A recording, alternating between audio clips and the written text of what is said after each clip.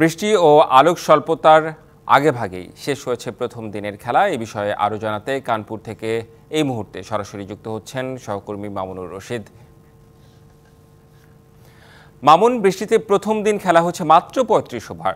দ্বিতীয় এবং অন্য দিনগুলোর খেলার কি হবে, আবহাওয়ার পূর্বাভাস কি বলছে? কানপুরের আবহাওয়ার যে পূর্বাভাস সেটা আমরা আগেও জানিয়েছি যে প্রথম 3 দিনই আসলে কিন্তু বৃষ্টির সম্ভাবনা আছে, শুধু বৃষ্টির সম্ভাবনা, প্রবল বৃষ্টির সম্ভাবনাটাই আছে। এবং প্রথম দিনে কিন্তু সেই সম্ভাবনাটা ফলে গিয়েছে এবং বৃষ্টির কারণে কিন্তু 55 ওভারের মতো খেলা হয়নি। এবং দ্বিতীয় দিনেও একদম সকাল থেকে বৃষ্টির সম্ভাবনা আছে, তৃতীয় দিনেও কিন্তু বৃষ্টির সম্ভাবনা আছে। তো এই টেস্ট আসলে রেজাল্ট হওয়ার সম্ভাবনা খুব কম, আবহাওয়া অন্তত তাই বলছে। যদিও আবহাওয়া পরিবর্তনশীল, যে কোনো সময় পরিবর্তন হতে পারে, তবে এখনকার বর্তমান যে আবহাওয়া অধিদপ্তর তারা জানিয়েছে যে আরো আগামী 2 দিন বৃষ্টি হওয়ার সম্ভাবনা আছে।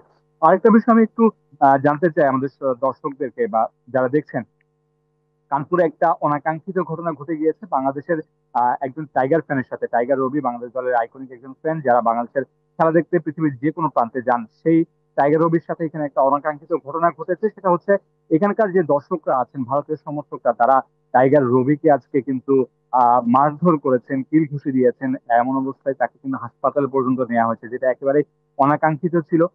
যে কোনো কিছু হয়ে থাকে, একজন একজন একজন সমর্থক আপনার এখানে খেলা দেখতে এসেছে, বাংলাদেশ দলকে সাপোর্ট করতে এসেছে, তার উপর তার গায়ে হাত তোলাটা আসলে কতটা অন্যায় বা অবিচার, সেটা কিন্তু আসলে বোঝা যাচ্ছে। তো এখানকার আমরা প্রশাসনের সাথে কথা বলার চেষ্টা করেছি। পুলিশ যেটা জানিয়েছে যে 65% পর্যন্ত বিদ্যুৎ বিল সাশ্রয় করে আপনাকে রাখে প্রশান্তিতে। ওয়ালটন ফ্যান, হাওয়া বদলে দেয়।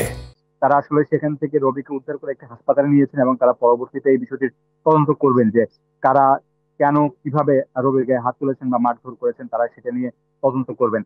তো এই সব মিলিয়ে বাংলাদেশ টেস্টের যে অবস্থা, সেকেন্ড টেস্টটা সাকিব আল হাসানের বিদায়ী টেস্ট, সাকিব আল হাসান অ্যাওয়ের যে টেস্ট, সবশেষ টেস্টটা খেলছেন কানপুরে, সেই টেস্টের রেজাল্টটা হবে কিনা সেটা নিয়ে কিন্তু শঙ্কা থাকছে আবহাওয়ার কারণে। এবং আপনি হয়তো দেখতে পাচ্ছেন আমার পিছনে এখনো পর্যন্ত গুমোট আবহাওয়া, মেঘ হয়ে আছে।